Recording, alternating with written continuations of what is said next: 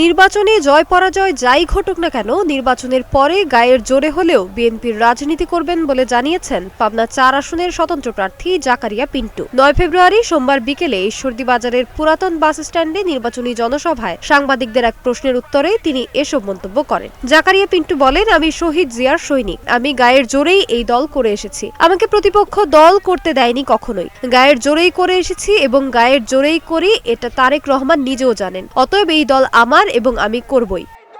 আমি যেখানেই গেছি ময় মুরব্বী থেকে শুরু করে বিশেষ করে তরুণদের আগ্রহ যথেষ্ট।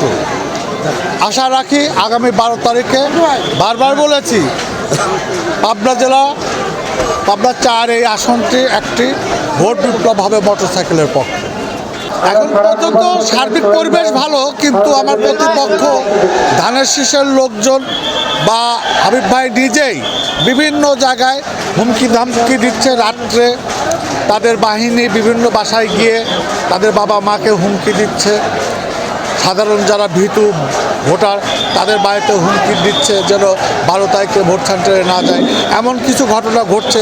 আজকে আমি ঈশ্বরদীর গৌরব মহোদয়কেও এটা অবগত করেছি।